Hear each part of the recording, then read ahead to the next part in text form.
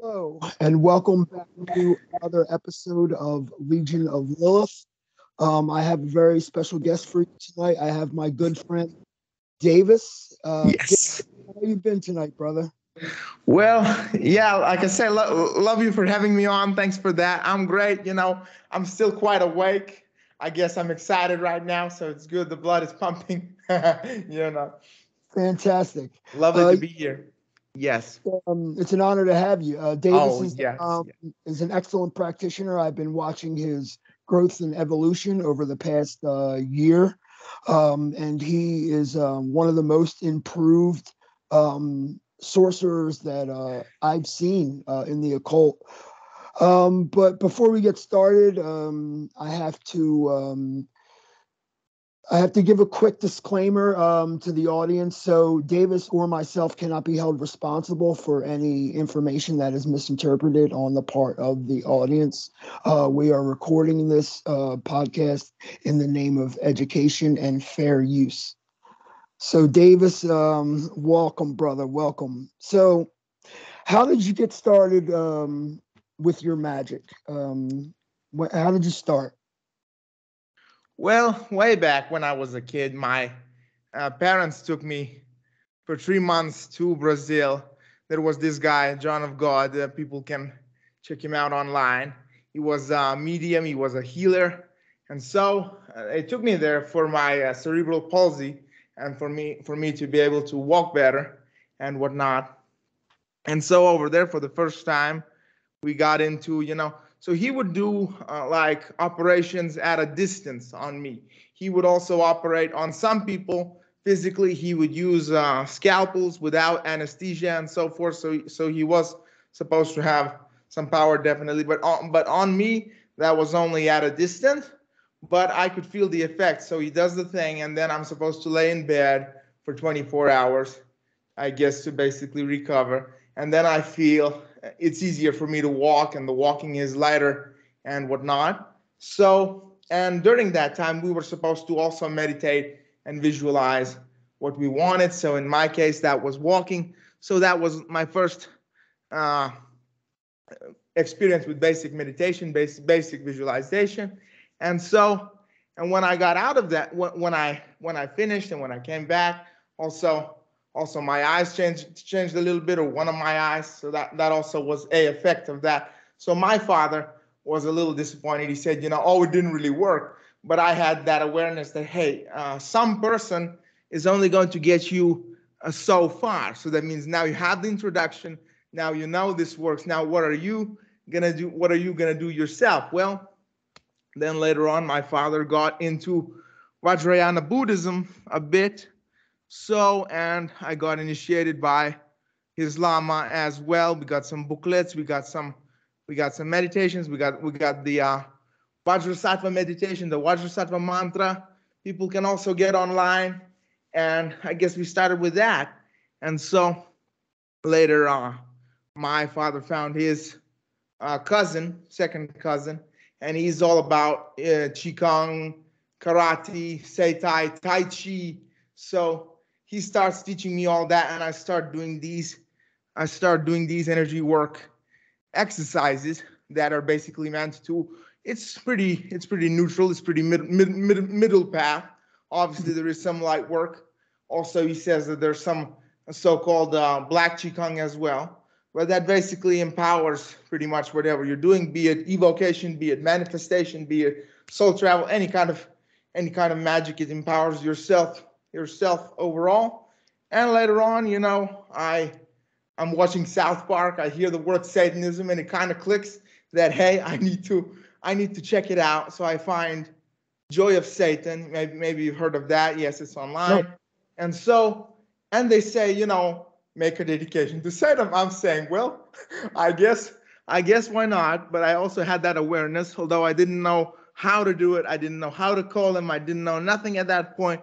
But I had that awareness. Okay, I need to write this myself, and I do write it. I've forgotten about what I wrote at this point, but I've seen that basically my life is improved. That I'm not falling so much if I'm walking, or I'm falling more gently. So I'm more protected, and things are going overall better. So yes, it works. And then I find out that there's this thing called evocation, that you can call an entity, have it appear. And I'm saying, okay, so if I could call like the Archangel Raphael or Marbas or whoever, I could have them appear, I could have them heal me up, and I'd be walking around and so forth. And so I type that in and I find E.A. Koetting's seminar on evocation. Then I get into his courses, books, and through that, I also find soul travel. So getting out of body, going to the astral plane, going to the other planes, and merging back into the source itself. And later on, yeah, I'm working through the E.A. Koetting material, and I'm also currently working through the 9 gatekeepers, Belial, Lucifer, Maimon, Azazel, Abaddon, Lucifer, Rufkal, Beelzebub, Baal, Asmodeus, Satan, Wow. and so forth. So two things. Yes. I think it's fantastic that your father is accompanying you and assisting you on your journey. That's rare when it comes to this stuff.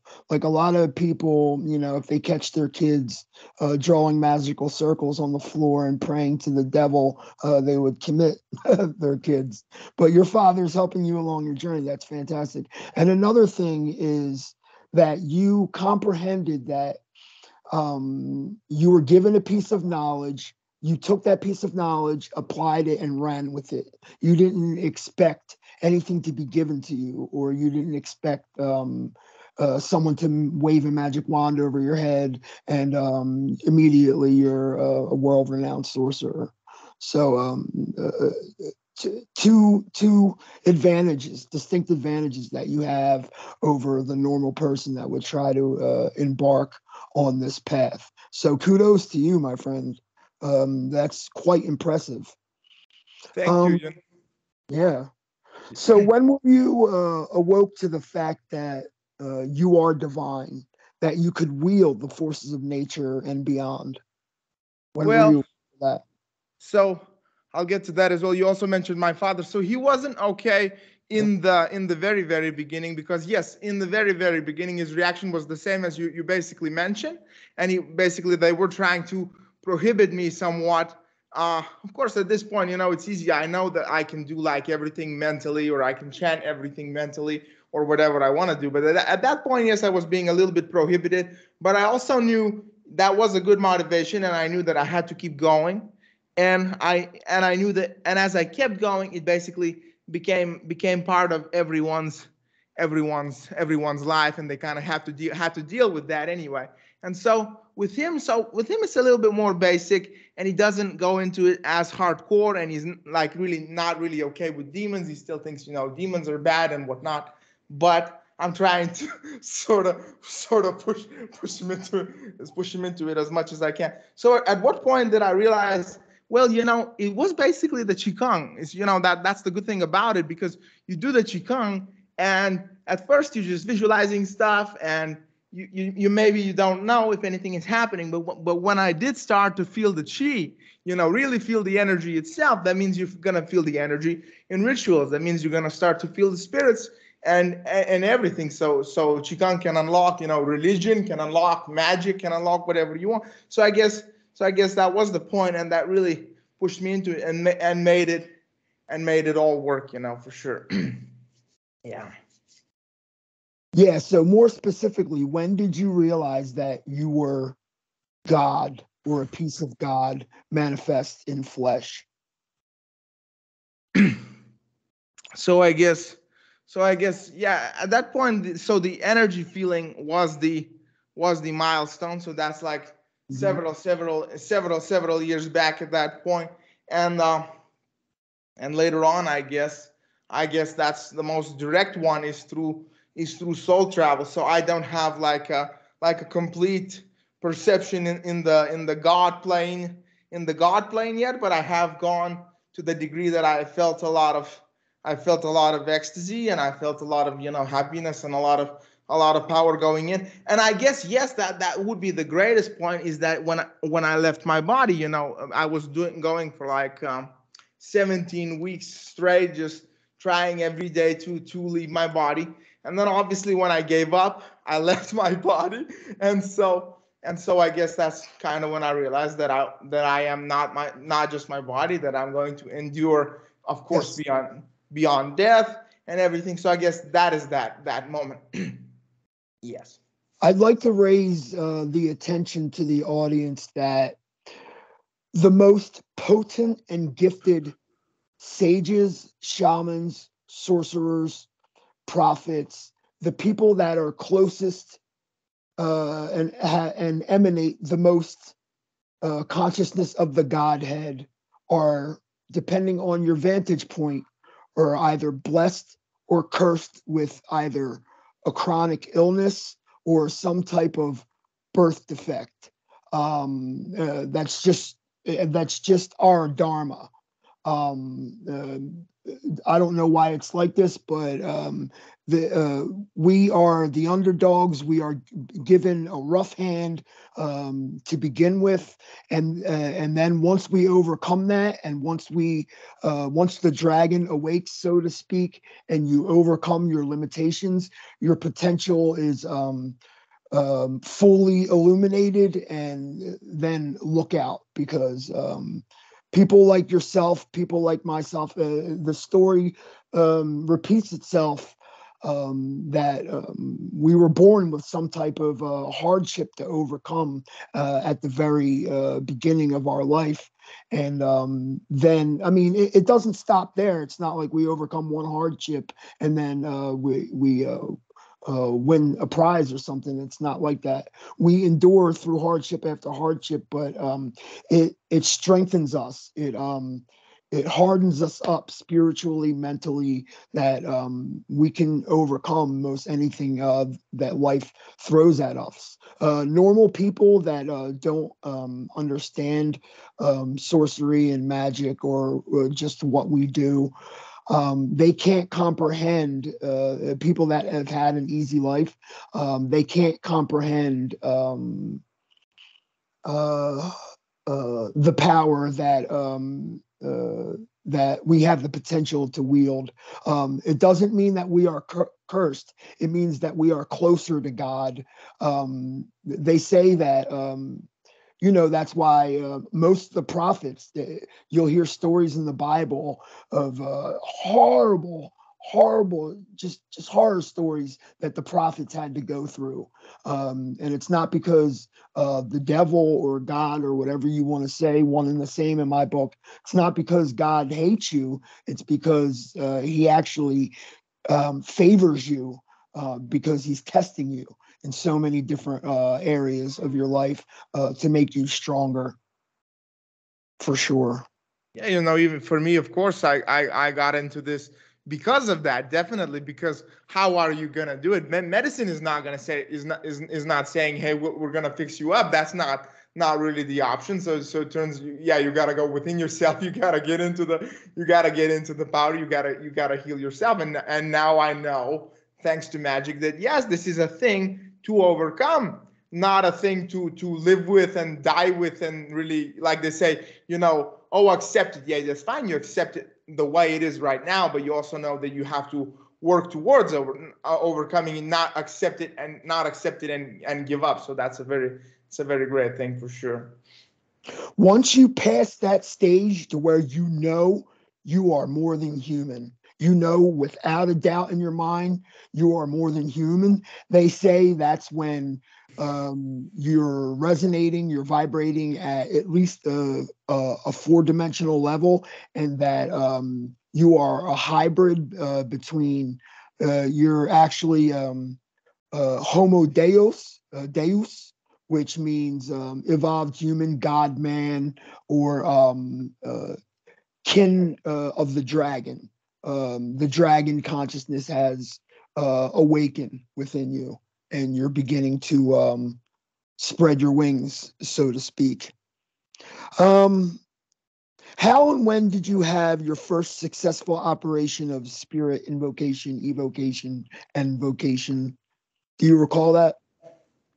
Yes, well, so So I spent several years of basically, of course, so daily evocation, daily going down, getting the fire, getting the smoke, and just working on it. And it maybe could look like that you're doing it just to empty air, but of course you keep going and you do break through. So it was, when I started just focusing on the smoke, just focusing on the incantation, not worried about the state so much, not worried about any kind of structuring of the entity, forming, imagining, and whatnot. Well, that's really when it started to click. And the biggest one is I call Azazel, and I get a little form of him in my mind, but that was just a little visualization I was doing, and I can see the smoke start to form him a little bit, and I'm like, what now? And Azazel says, or just sends me that message, just relax, and I relax, and suddenly, boom, there's a four-dimensional face. It wasn't like the complete absolute, clearest image, but there is a four-dimensional face, and he's speaking to me in a voice that's louder than a physical voice. So obviously the voice startles me, and I break that vision. But that was the breakthrough point for sure. Wow. So can you share with the audience just how you went about doing that? Because on this channel, we try to share practical knowledge for people that are watching that might not be where at the level that you're at. How can they go about maybe invoking Azazel? Well, yeah, I was obviously, like I say, completely using the EA-Coed material. I was using Evoking Eternity. I was using the Evocation course. I was using the Book of Azazel by EA-Coeding, and there he has a nice little list of things to do when you're evoking an entity. But so pretty much I was calling him, and at that point I could feel the energy. So I just focused on the smoke, and I continued the calling until I really. So you're relaxing and you're doing the last to that. Yes. Okay. Yes. And then it basically breaks through on its own. So that's the simplest thing to do, is to actually do the incantation and focus on that, and that's how you go. Obviously, we can have a nice rundown of the elementary principles of evocation. So basically, the first one is like preparatory immersion. So he says, get into the backstory of the spirit, basically get into everything, and basically make it real for you. But I have understood that you can actually, you don't need this principle in particular, because when you actually feel the actual energies, you don't need to logistically work it out anymore. When it's already happening, all you got to do is keep calling. So the second one is use or development of a working system. So that's what we're doing right now. And the third one is the attainment of omnipotence. And how do you do that? Well, by actually, so getting into that state, how do you do that? By actually calling the entity. So the fourth one is substantial contact. How do you do that? Well, that's the fifth one.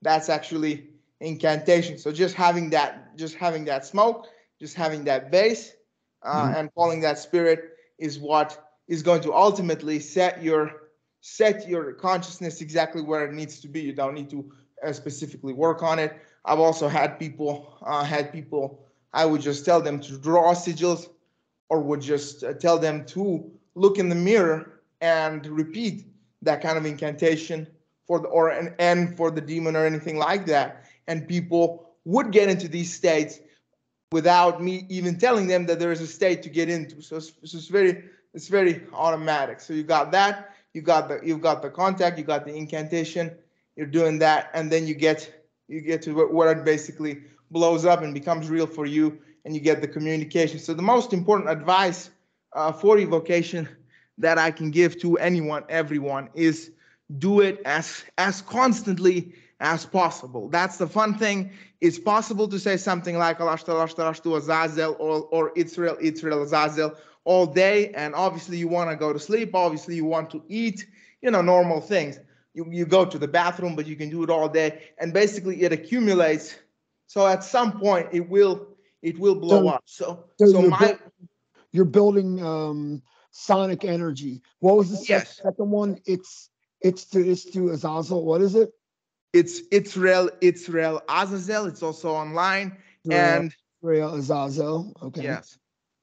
So that was basically when I started getting better at evocation, is when I understood that just evoking every day is pretty good, but not enough. So I said, well, if I want to really get into this, I have to give it as much time as possible. And really my the only difference as to where I am now and compared to where I was before was basically how much time I was giving. And back then I didn't know that I could give full time, and I could then even forego the incense and whatnot, but I could just keep calling. And basically at that point, if you keep calling, we are working towards a complete physical manifestation of that spirit. And the end goal is there. You can see it, everybody else can see it, and it can interact with the world. And the end goal is that it remains there forever, and you can let it loose,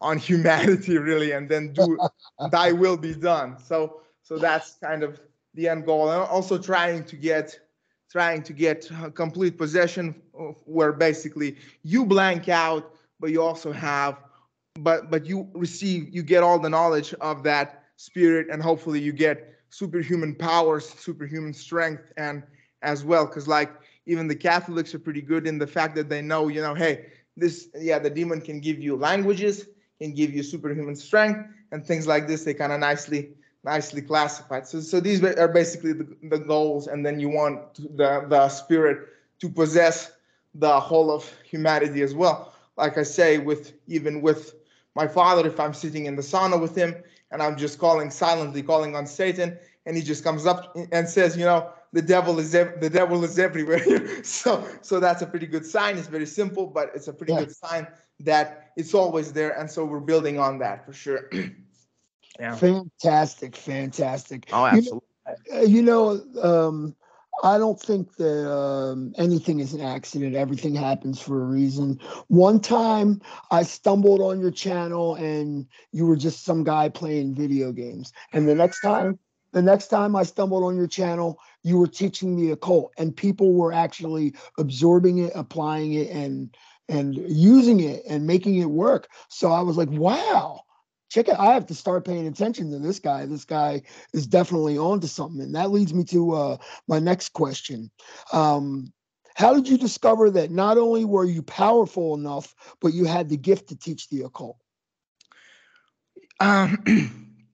Well, so basically, of course, as I started applying this, as I started to see that it's working. So I guess really, really baneful magic is one of those direct examples. Let's say to where even something very simple, let's say I came to school. This was even back when I was in school. I come to school and I would like my teacher to not come to the lesson today, and I start visualizing that, and I start thinking about that, and I start speaking it. It's like I bind you, or bara edin nazu, go to the desert from the Necronomicon, and things like this. And yes, there would be that definitely she would not come. Or another time I'm visualizing it on my Lithuanian teacher, and I'm binding her, I'm freezing her, and things like this in my mind. And then suddenly she says, I am very, very piled up with work. So that's when I realized that, hey, my visualizations and so forth and so on became real works in her real life. And so I did that with the teachers. I also had, I guess a bigger one would be that I saw a Lithuanian actor on TV, and I kind of got a little bit annoyed because he was on TV for years, ever since I was born and whatnot. And I said, how long is this guy going to be on TV? And he killed himself that same year. So that was a big one that really made me realize, okay, I need to be careful. I need to be careful what I'm saying. But of course, me being all this little evil boy, I loved that potential of that. And then I had another one where I do an energy ball, and I want my school to be closed. So I do that, focus that ball, let that ball go. And then for one day they closed the school because everybody ate bad bad food, and sort of their stomachs got upset. So okay, then when I'm in college, I remember this experience I just told you about, and I asked myself, okay, so if I did that then, why can't I do that now that they would close my college? And so somebody gets an infection in college, die. Oh, I don't know. Did she die actually? Yes, she died. So she gets an infection in college, she dies, and obviously, so at least for some time, the college was closed. And I guess these are my biggest ones to really say that yes, the power is all there. It's And real. I mean, it's not a joke. You can expand your sphere of influence as large as to the point to where you suspend your disbelief. If you believe that your sphere of influence encompasses your whole state or your whole country, your sphere of influence encompasses that circumference, and your thoughts actually generate power and energy, and inserts your intention into this construct or this matrix of reality.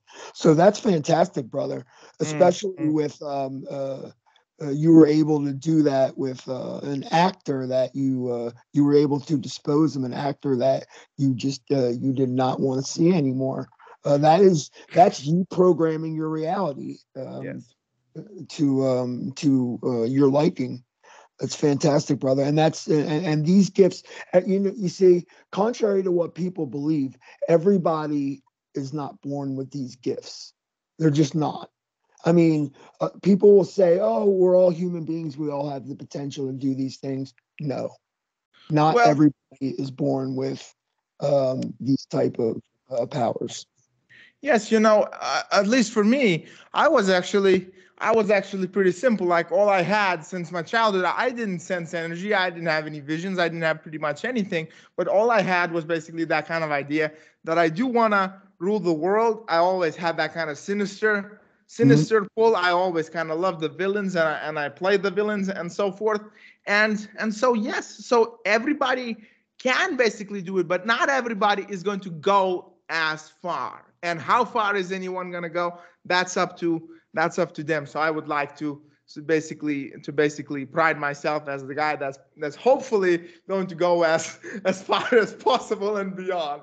That's what makes the difference, is how much really you put into it. Are you gonna actually put in like so much energy work for like decades that you can actually immortalize, let's say, your physical body? Yes, the methods are there, the exercises are there, at least as known to my uncle. So I hope to get that and hopefully do that. So, but that is the difference. Are we gonna do that or actually not? And that's really what sets the sorcerers and everybody else apart, for sure. Well, you cannot deny the fact that we are on a detention planet, sort of, so to speak, or a planet that is in at least a project for a council of gods that is in quarantine. You cannot deny the fact that you have incarnate fire spirits, incarnate jinn, incarnate demigods, incarnate birdmen, incarnate fishmen, incarnate walk-ins. You have a variety of alien species that are walking around in human vessels, and then you have NPCs. You have basically bioroids that are programmed just to be part of your scenery, part of your experience. For the gods and the ascended evolving beings, just to enhance their experience. They are no more but scenery. These are the people that I'm talking about will never be able to wield godlike potential. So has magic delivered you into the hands of hardship, or has it helped you overcome hardships? Well, I would say yes, for sure. It's delivered me to definitely, to hardship to hardship beyond that. I don't know that even most people, that even I guess most magicians have gone through, but it did focus me a lot. So let's say if you really get to some insanity, and I don't mean insanity when they say I'm channeling, or I'm talking with some spirits, or I'm having fun and things like this, but if you really get to the state of insanity where your mind doesn't really work at that point, and all you can really do is try to use your physical body to get back to work your physical body physically to get back to the normal state. So that really teaches me, that you don't have your that we take really the mind, really the sanity, we take it for granted.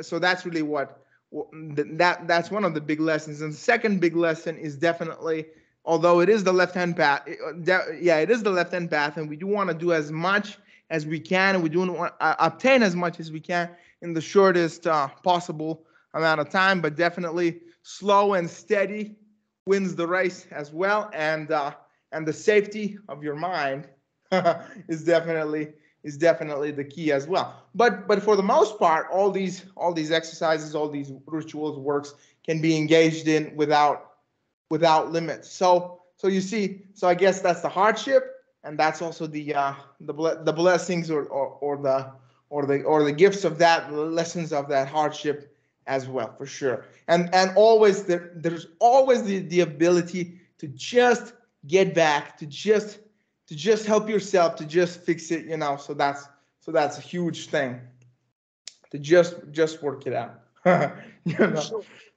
Well, I always like to remind people that spiritual hygiene, it's not a joke, that you should definitely take salt baths. You should smudge your house if you can, set up wards at the threshold of your house, so energies that you are not inviting in do not get in. I personally do not banish what I summon. That's just me. But there definitely are dangers to theurgic sciences. You can expand your consciousness.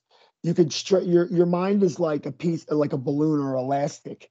It can stretch, but it also, if you stretch it too far, it can also break or shatter. And what will happen is your psyche will shatter, and you will develop all types of different odd personalities. You'll develop all type of weird things that you might like to do that you may not like to do before you could turn into a sexual deviant. So there's all types of dangers incorporated with magical practices. But if you're smart about it, if you know that you're starting to lose it, just kind of take a step away from it, ground yourself. Again, salt baths with maybe a dash of cinnamon in there will bring your energy down to like a neutral level. So yeah. Have you ever been part of a magical lodge or had formal magical education? Well, I always want to do that, so we'll try something. I guess we'll try something with the Cabal, hopefully, Measuron Cabal. I of course I went through some degree Somnus works. I've called the spirits as well. I'm still not in the Cabal, but yeah, let's see what happens. And but I do know that these spirits as well, they exist, that they work, and they're a very good contribution to all the spirituality. So basically, it is about as what I told you was the Buddhism, and was also my uncle. But I guess we'll see where we can go from there. And I'm still, as always, working on finding people, and hopefully building that lodge myself, and being able to share the actual direct teachings of the spirits, from the soul travel, from the going to them, from the dreams and whatnot, and to be able to really build a whole system of magic, where my whole goal is, well, what is the highest that you can get, and how do you really get that in this life. So I guess, yeah, we'll go from there and see how it goes. That's excellent. So one of your main goals is developing your own educational system in Magical Lodge. Yes. That's fantastic. And I will attest that the Cabal of Matajarai is a very it's not a school for beginners, but if you are of moderate skill and the imperators see that you are gifted, keep plugging away at it. I have a good feeling that you will be able to get into that magical lodge, and I believe that you will succeed and flourish with that particular current. So yeah, just don't give up on it. At this point, I believe that they're probably testing you. They don't let just anyone in there. They have to see that you're dedicated. They have to see that this is what you really want to do. You're not a Johnny come lately. You're a guy who will stick with it and takes these arts and sciences seriously. So yeah, don't give up on that for sure. There's a lot. There's a lot that Marcus can teach you, and if you're trying to develop your own school, and I speak of the Ascended Grand Master Razarith, there's a lot for sure that he can teach you. So don't give up on that. Don't walk away from that. Yeah, it's going to be interesting if it so happens that actually through the work, my personal work, solo work, I will get to that points with the spirits themselves from the Kabbalah as well. It was going to be very interesting because I tried some incantations that are used. The information is out there as to how they become the Grandmaster. The incantations that are used in that, I tried that. Obviously, that has some effect on some level, but then again, I guess it comes down to being in resonance with all the 13 and whatnot. And I guess we'll see how far I've gone. I've also been to Ethellembor a little bit, if you remember that, that sphere. So that's some more experience. So I guess at this point I am expanding the Kabbalah teachings a little bit as well. So the work continues. Let's see where we go. Let's see where we go from there for sure. Fantastic. I have faith in you. I believe that you will excel with that current. So tell me about a little bit about your work with the gatekeepers, the demonic gatekeepers. What have you gotten out of that? Well, what you can share with the public, yeah, of course. Absolutely. So the first thing is what? The first thing is basically these gatekeepers are, of course, you could say, like in Buddhism, what they call wrathful deities. So basically a lot of wrath for sure. Of course, there is a difference, for example, because the Buddhas and whatnot, there'd be more about how to transform that anger into some Buddhahood. Whereas here, you also just learn to live with that anger. So the first thing was the anger, was the rage of Belial himself, obviously, and it was that I even got scared of it for a while. So I stopped a little bit, but stopped pushing that. But then I realized, hey, I have to go back and I have to keep doing it. So the main thing was that it doesn't matter what kind of states of anger or rage you get into. With these beings, you just keep going through it. You keep calling them. You do not stop. So that was a very good sort of foundation to where a foundation that strengthened me and allowed me to push through basically anything emotionally. So that's number one. They all do carry a rage to get through, and that rage is going to basically force you to deal with your own rage and to balance yourself out at the end of the day.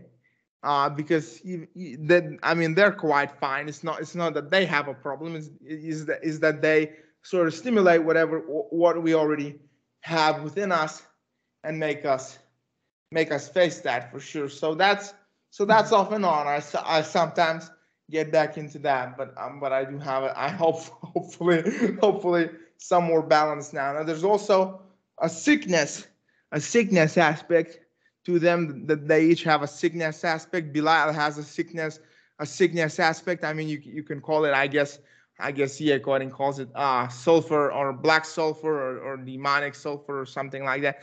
Well, so that's that. And you're probably going to be going through sickness, illness, and things like this, with I guess mostly with Beelzebub and whatnot. So that's also good, because you do, at the end of the day, you do gain immunity. Sure. You gain immunity to that. So that's very nice. And what else is very nice is that they collectively, they open you up more to energy itself. They open you more to themselves. That means, as you're going through the gatekeepers, you're going to be able to contact each one of them faster. They come in faster. They appear faster. Or they possess you faster, and so on and so forth. Your body, which I guess is the main point, is as they say, the DNA changes, the DNA mutates. So basically what that comes down to is your body becomes more physical. You start to, I would say, you can say you start to exist more. You become more real. You become more physically stronger. And like I say, a big thing for me is I look at other people, is like they are missing an axis or a dimension of themselves that you basically gain through these gatekeepers, for sure. So as far as spirits are concerned, with all this in mind, I can definitely say that the gatekeepers, and Belial first and foremost as the first gatekeeper, is a collective of spirits that everybody should work with. It's cornerstone, and changes your life and involves you. And yeah, like they say, hopefully it's 9 lifetimes in the same body, and 9 levels higher, and 9 levels deeper, and 9 levels better. And so that's why we do it, for sure. That's they don't tell you this. Well, EA doesn't tell people this, but the 9 gatekeepers path working is an advanced working. Yes, absolutely. To open up those potentials within your mind and your body is not for everybody. Not everybody's going to make it. So like I said, on this show, we like to share a little bit of practical knowledge that people at home can try. So everyone's aware of the Spirit Sigil. And what the Spirit Sigil is, it's a linear codification of the energetic signature of the spirit. So what I have here are little tin or aluminum discs, which I draw the spirit's sigil. I don't know why it was going out, but I draw the spirit's sigil in gold. Gold foil is an excellent conductor. So you would draw the spirit's sigil on the tin or the aluminum, and you just place it around your house, and you kind of focus it where you spend the most time. So the energy and the consciousness of the spirit is going to be projecting outward into your environment. It makes your environment more conducive to that personality or spirit. So that's something people can try at home.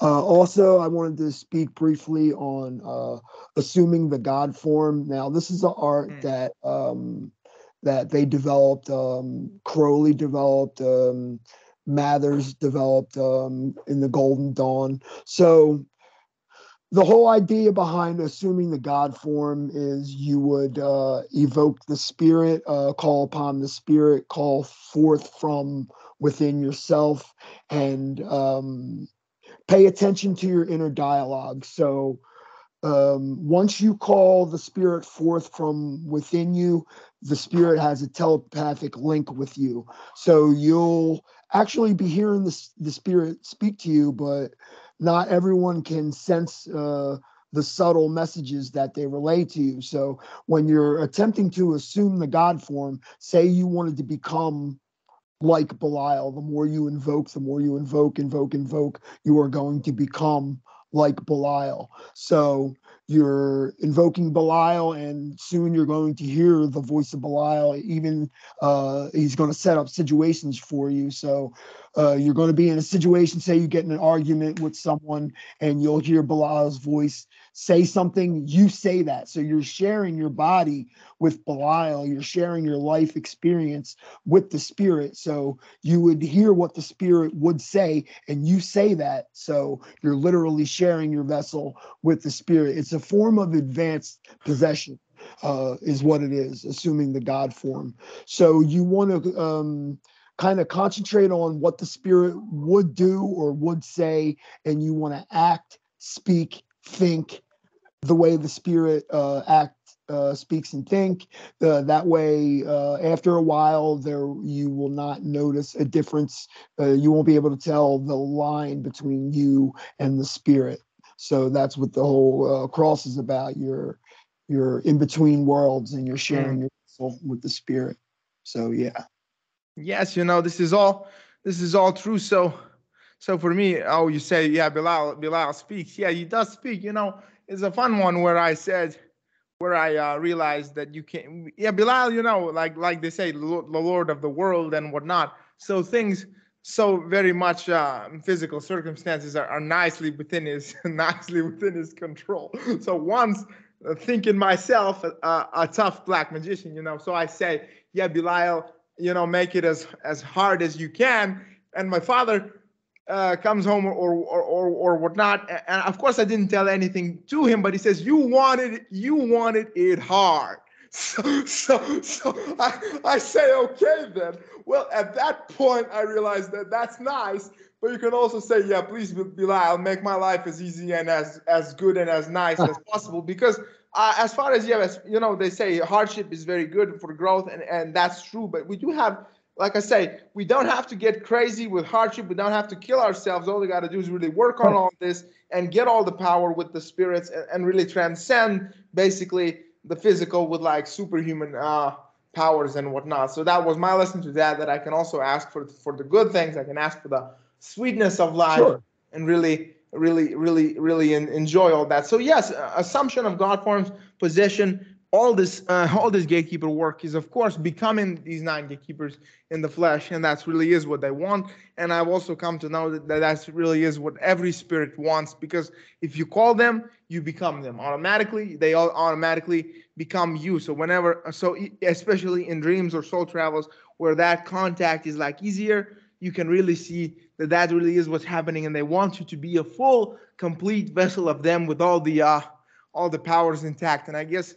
So you don't necessarily have to do anything specific. Yeah, as long as you call upon them, the contact will keep building. And then hopefully at some point, yeah, we black out, we go to sleep, and then the spirit has full, complete reign, and it really goes beyond our physical capabilities and beyond in every way. What we're doing, like I liked watching the Defense Against the Dark Arts course by Robert Bruce, and he talks about how a person gets possessed, and he actually sees them get green skin and red eyes and superhuman strength and things like this. So I guess we're going toward that, and yes, we would also, I guess, like to get the full appearance of the demon at some point as well. So for me, I guess one of the bigger ones was with Azazel as well. While I was just walking, I guess exercising a little bit, walking, and I get into this sort, and the guys around me tell me to stop, and I get into this sort of rage, and I'm going to continue, and I push forward, and like I say, they say, well, that day it was like you were possessed, and of course, like I said, I didn't tell them that I was possessed, but that was a good confirmation over there. So we're getting to that for sure. So and the fun thing is, all you got to do is you got to keep calling, and at some point they will come out and bloom inside of us and outside of us in full glory, full vision. So beautiful. So what I liked about you spoke to Belial and said, make it as hard as possible. And he he actually possessed your father for that instance. That was Yeah. Belial speaking to you. Yeah, Through yeah, your yeah, father. absolutely, He absolutely. popped in your father and popped Yeah. out. It's like Yeah. you wanted it hard. Like you're Yeah, like, yeah, yeah. your father wasn't around when you said that, when you were Yeah. speaking to Belial. He actually possessed your father briefly there. And what I want to reiterate to the people, and EA Coetting did lay out a decent system with the gatekeepers, because the way he laid it out is you give the spirit 3 months, you Yeah. give another spirit 3 months or a month. So I'm packed it in with Belial for 13 months Yeah. with an option to renew. That means I share everything with Belial. Now, these spirits, they really do want to share your body. They want to share your life experience. They're disembodied spirits, so they want to feel like what it feels like to take a bubble bath, to eat a cheeseburger. So when you're taking a bubble bath, picture the spirit that you're working with, picture their sigil in your mind's eye. Really picture that sigil. When you're taking a bite into a cheeseburger or a nice steak, picture the sigil of the spirit, and you're sharing that taste with the spirit. You're sharing that sensation with the spirit. That's why in a lot of the path workings, they always have sensations with your ears, with your taste, with your visualization. They cover all those bases in the path working. So you're actually offering the spirit in return for your request part of your life experience. And at the same time, like I said, suspend all disbelief. If you could suspend your disbelief permanently through your life, you're going to have a quite adventurous quest indeed. But again, when you're doing something that is pleasurable to you, share that experience with the demon or with the angel or whoever you're working with, and just picture the spirit sigil in your mind's eye and have that experience. And the spirit will appreciate it. Yeah, Sure. absolutely. I mean, every time I just wait as I wake up and whatnot, I just say that basically, yeah, I devote this day and night and all of my experiences to you and so on and so forth, and every breath and thought and action to your in your glory, in your name. So Yeah. definitely, I like to just like I said, do the lashtu or do the ends and whatnot, and yeah, push that energy and definitely into the food as well. That's a good blessing, and ask for the blessing as well, and into yourself and into your environment. So basically, yeah, wherever you go and so on and so forth. Yes, Absolutely. even down to something as subtle as lighting a candle or lighting an incense. Say, Belial, this energy is only for you. This blood offering is only for you. This candle and the energy that emanates from it is only for you. I offer this only to you. No other spirit may have any of this. This is just for you. And they'll appreciate that. That's loyalty, and trust is a big thing with the spirits too. Trust that these spirits do have your best interest at heart, that they are teaching you, and that they are bringing you along on your ascension. Oh yeah, when you said like dedication, yeah, of course, for the 13-month thing is should be very big, exclusive with Bilal. I might return to that. Yeah, Quetting said after the 400 after the gatekeeper path working, he also talked about 400 days with Baal and 400 days asking him to take you to the next level. So I guess I'll jump right on that when I'm done with all the 9 gatekeepers. I'm on I'm on Baal now. But yes, we do try to work. We do want to work with them for all our lives. We do want to work with them for eternity. I mean, sometimes I get a little bit amused when I say, oh, this couple days, people say this couple days I did it. I'm like, no, give your whole life, please, for Yeah, sure. don't. I would advise against jumping around. Tomorrow you're working with Astaroth. The next day you're working with Visago. The next day you're working with Pazuzu. The next day you're working with Leviathan. No, really dedicate a solid block of time to that spirit, so that spirit can get to know you. You can get to know that spirit. You can really do things for each other. Really develop a loving, sensual relationship with the Oh, being. that brings me back as I was working with Bilal. Like I say, one one time I just get a dream and Bilal is in the dream and he's just touching my butt and so yeah, the loving sensual relationship does start to happen for sure. When you have said, now Belial told me this before, if you want a female to never forget you, evoke me before you have sex. So offer that sexual experience, invite Belial in, Belial possess me, Belial stand over the sexual act. Really come into me, I will share the sexual act with you, and you're going to have a good time. Absolutely, sure. I would do that with Asmodeus as well, and chanting his Zen, or to Asmodeus and things like this. Absolutely, that's very good. And obviously, again, the end goal. Hopefully, we want them inside of the female as well. Now, hopefully, she gets into full possession as well. Hopefully, she blacks out as well, and we get like direct instructions from the demon and whatnot. So yeah, these are these goals, like I say. And then we're thinking about with Bilal, we're thinking about opening the 4 gates, the gates to the lake of fire. So you got Bilal, Amaimon, Azazel, Abaddon. So we're gonna do that as well. Yeah, Kohen did that with his ex-wife. So I guess I have to get a female for that as well, and see where we go from that, and get you in to be one of the gates as well, and then get some other people do that for sure. Well, I'm all about opening portals and gates for these spirits. I really am. I am about this work. So, Davis, we have covered a lot in a short amount of time. We are just at an hour. So where can people find you? Davis has a very excellent group that he works with. If you want to find him and participate in the group, I'm also involved in the group sometimes as well. Where can they find you? Well, so I do have, since I was streaming this as well, I do have in the description box, there's going to be my entire array of contacts, my phone, my Telegram, my Facebook, my Snapchat, my Instagram, and things like this. So I guess that about covers it. I also have a blog, but I used to write stuff on there that I was experiencing, and I now transitioned to writing the stuff in my book. So the blog is on hold for now. But pretty much, the contact will be in the description box, and for you as well. I'll probably just send a text of all my contacts here on Telegram or wherever, so you can add that too. And I'll add that to the description. So absolutely.